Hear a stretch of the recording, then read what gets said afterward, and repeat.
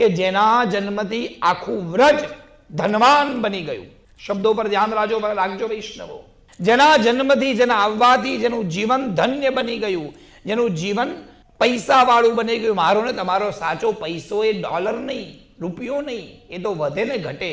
કોઈ ખુશ હોય તો ડોલરનો ભાવ વધે ને ક્યાંક ઘટી પણ જાય. એ આપણો પૈસો નથી, એ ક્યાં આપણે લઈ જવાનો છે. આપણો સાચો પૈસો આપણો ઠાકોર છે, આપણો શ્રીજી છે. ઘરમાં પૈસો હોય કે ન હોય એનાથી કોઈ ફરક નથી પડતો, પણ ઘરની દિવાલ પર એક શ્રીનાથજીનો ફોટો તો જરૂર હોવો જ જોઈએ. કેમ? કાલની કથામાં આવજો. બોલો જય શ્રી કૃષ્ણ. એક એવી કથા આવે છે, હું નથી કહેતો, એવું ભગવાન કહે છે. પુરણમલ નામના ક્ષત્રિય જ્યારે મંદિર બનાવે છે ત્યારનો એક ભાવ છે કે મારા જીવનમાં બીજું કંઈ આવે કે ના આવે, પણ મારા ઘરે શ્રીનાથજી તો હોવા જ જોઈએ.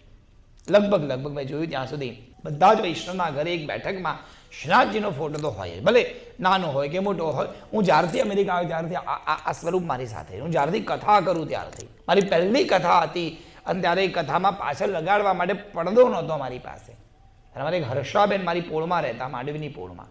એ હર્ષાબેન ભગવદીય વૈષ્ણવ, એ કે સાગરભાઈ પડદો પણ પીછવાઈ મારે લાવી હતી, અને પીછવાઈનો ભાવ એ વખતે 70 રૂપિયા હતો. માફ કરજો, મારી પાસે 70 રૂપિયા નહોતા એ વખતે. ત્યારે મેં કીધું હું પીછવાઈ જોઈને આવ્યો છું, પણ 70 રૂપિયાની જ હર્ષા ભાભી. કારણ કે મહારાજ હું પધરાઈ દઉં છું. એ લેવા ગયા, એમની પાસે પણ 70 રૂપિયા નહોતા, એમની પાસે 40 રૂપિયા હતા. અને 40 રૂપિયામાં આ સુદર્શનની પીછવાઈ લઈ આવ્યા હતા. એક તો ઘરમાં પ્રભુ બિરાજવા જોઈએ. એ 10 રૂપિયાની હોય એનાથી કોઈ ફરક નથી પડતો. એ 10,000નો ફોટો હોય કોઈ ફરક નથી પડતો. પણ પ્રભુ એ આપણું ધન છે, એ આપણું સૌભાગ્ય છે. એના વગર તો જીવન કેમ ચાલે? અને વિચાર કરો, જેના ખભા પર જે શ્રીજીનો હાથ હોય એનું જીવન કેટલું ધન્ય હોય. ધન્ય છે કુંભ. એવી આ વાર્તા સાહિત્યમાં લખવામાં એક પછી બધી માનતાઓ થવા લાગી. કોઈ સંતાનની માન્યતા કરે. આજે પણ સજ્જનો ક્યારેક તમે જાઓ જતીપુરા તો આ કથા યાદ કરજો કે સાગર મહારાજે કીધું હતું, આજે પણ જતીપુરામાં જાઓ તો એક સુંદર ગિરિરાજજીનું મુખારવિંદ છે. આજે પણ એની બાજુમાં નાના પથ્થરમાં શ્રી વલ્લભનો ભાવ છે.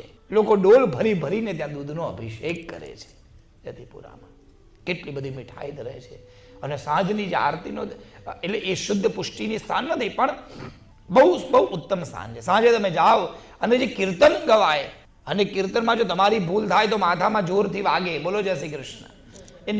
તમે ક્યારેક જજો સાંજે 4 વાગે, ત્યારે ત્યાં સ્નાન યાત્રા શરૂ થાય. ઘડા ભરીને દૂધ આવે. ત્યાંના ચોબાઓ હોય જે વ્રજવાસીઓ, એ ઘડા ભરીને દૂધનો અભિષેક કરે. અને જે વખતે દૂધનો અભિષેક થાય એ વખતે પદ ગાવામાં આવે, યમુના જળમાં કેસર ઘોળી સ્નાન કરાવું. હવે આ પદ ગાતી વખતે નિયમ એવો કે એક તાળી આ બાજુ પાડવાની, એક તાળી આ બાજુ પાડવાની. અને હા, એ હજારો લોકો બેઠા હોય, બધા એક જ દિશામાં આમ ભાવ કરતા હોય. એમાં જો તમને સરખી તાળી પાડતા ના આવડી અને તમારું બાજુ વાળો આમ ગયો અને તમે એની સામે આમ ગયા, તો પછી થાય જય શ્રી કૃષ્ણ. અથડાય તમારું માથું. મારું અથડાયું એટલે ખબર છે. બોલો જય શ્રી કૃષ્ણ.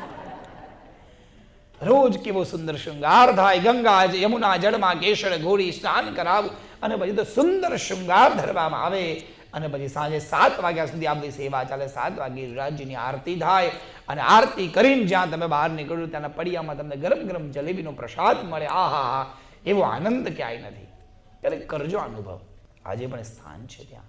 દૂધના અભિષેકની બહુ મહત્તા ચાલી. વર્ષો સુધી લોકોએ આ મુખારવિંદ ઉપર દૂધ અર્પણ કર્યું છે.